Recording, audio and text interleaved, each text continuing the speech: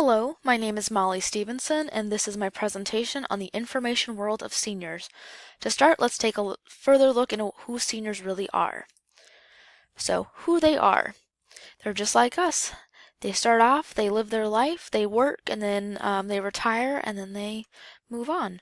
Along that journey, they can be parents, perhaps grandparents, they could be a very good cook, workers, or maybe just crazy cat people, kind of our stereotypes we have of the older population.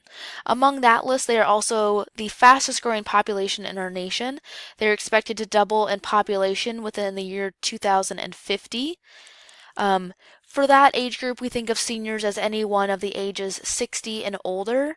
That kind of came about because of Social Security and of the eligibility age to collect your Social Security.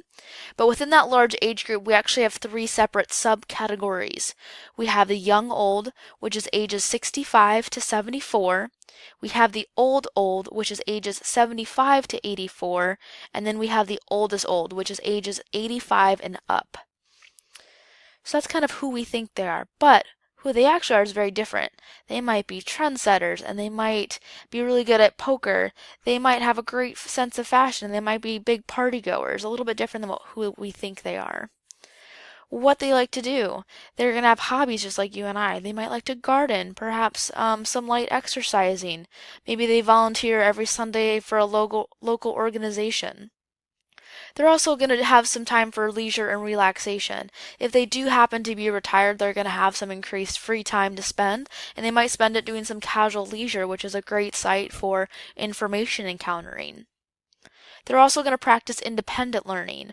Independent learning is also known as free choice learning, and this type of learning really focuses on the learner rather than the institution teaching them.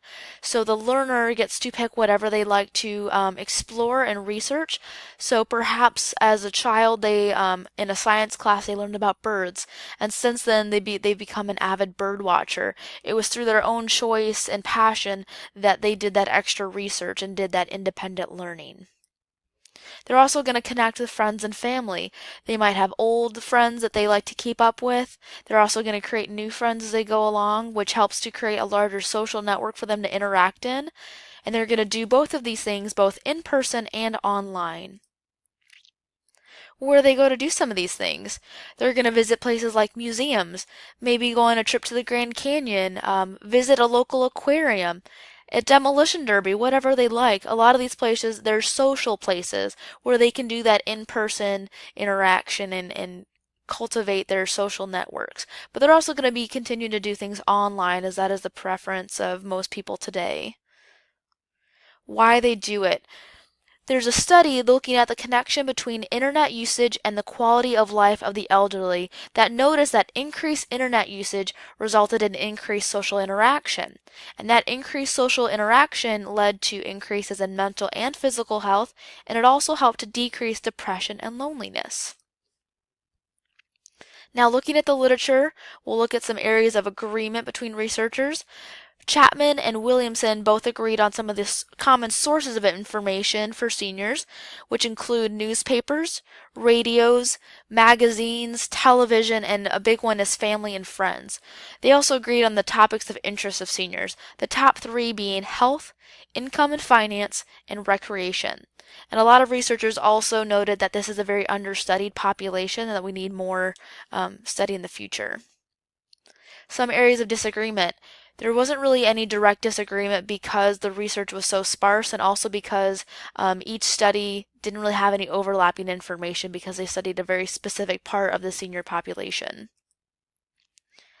An unusual finding that I discovered during doing my research was that some seniors would withhold information which was typically health related in fear that they'd be institutionalized. Institutionalized meaning put into a nursing home or any other kind of housing facility that would take them out of their current residence.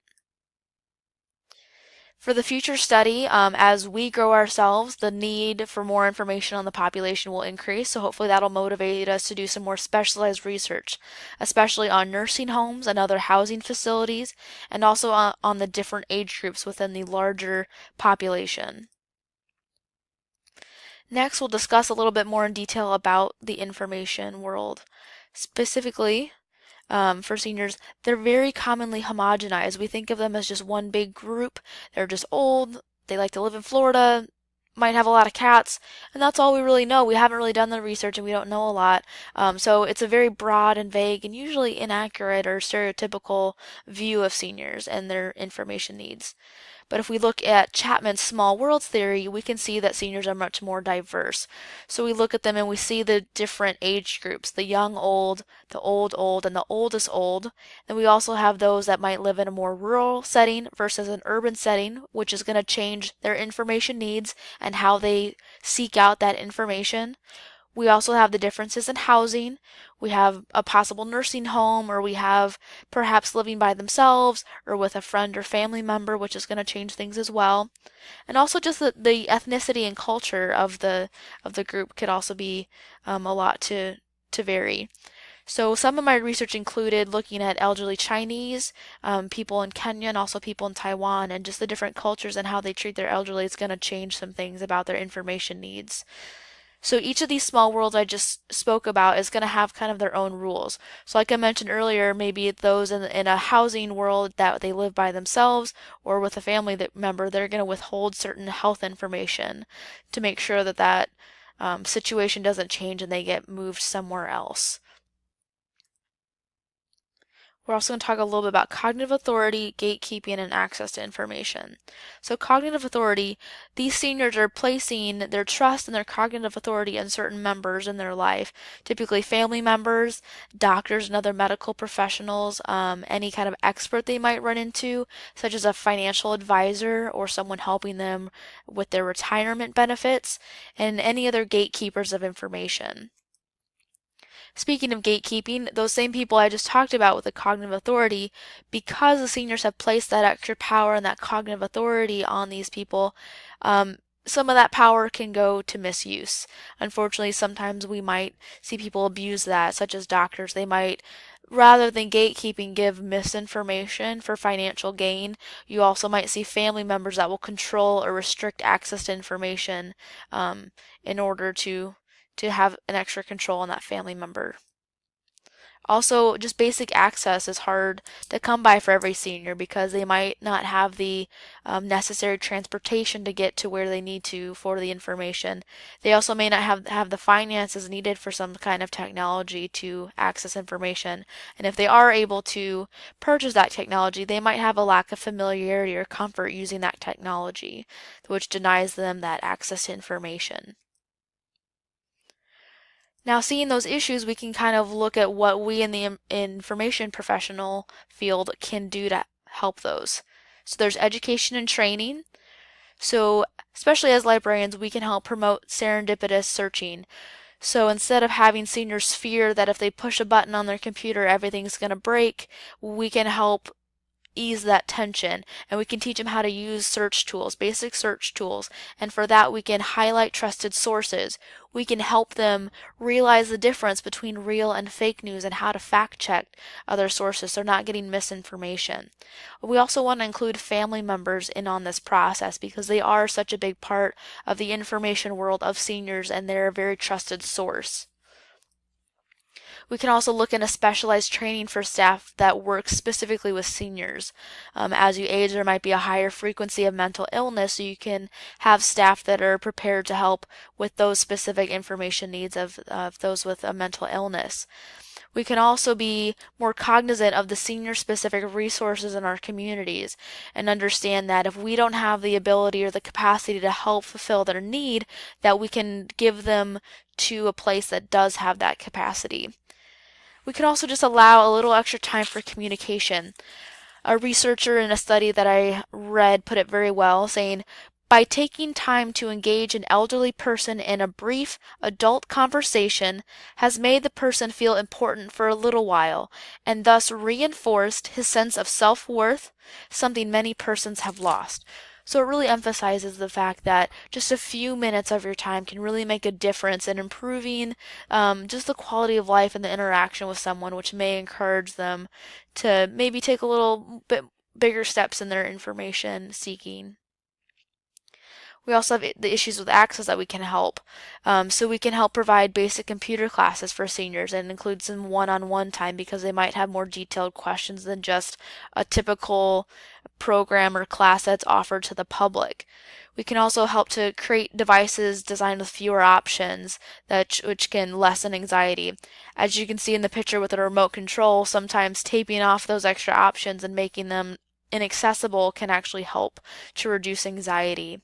You also want to make sure that you have a trusted source that can assist seniors in purchasing devices because everything is so new and everything changes so often. It's good to have that extra source that says, yes, this is okay, or no, this is not okay.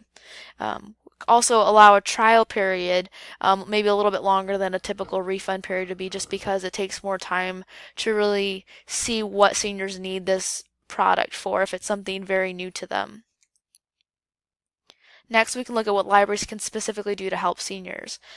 So we can have senior spaces, which are wheelchair accessible. Kind of like in the picture you see here, we can have more of a lounging area that allows for more time to sit and conversation to come naturally and kind of help to reduce that loneliness and increase that social interaction. We can also include more materials that are better for them, like large print materials. We could also have more newspapers, as that is a preferred source of information for this population. And perhaps there's an option for a large print newspaper or something more that we can do to assist them in reading those. We could also have radios to check out, which again is one of the sources that is preferred by seniors. And actually, a study I read noted the importance of a radio in one woman's life, saying that since her husband had passed away, she always had the radio on in her bedroom, and her radio would talk to her as if it was her husband, and that was what she needed to have in order to sleep at night. She needed that extra bit of comfort. We can also improve our communication and improve our contact with existing sources for seniors, and we can improve programming with those organizations and other things. We can also have a greater emphasis on the healthy age seniors. For the most part, we have services like home delivery designed to help those that are not physically able to do things, and we assist them. But we don't have the same special services put aside for those that are healthy age seniors that are able to make it into the library. We usually just kind of push them with the adults, and that's not okay because they are a different population with different needs. And a quote from a source that I read put it very well, put it very succinctly. Grocery stores always have their communities reflected on their shelves. For libraries, it must be the same. Really saying that as our population changes and the community changes and as it ages, we need to reflect that aging and those people in our shelves and make sure everyone is included. Lastly, I have my bibliography with all of my sources listed here. I hope you enjoyed this presentation. Thank you so much for listening.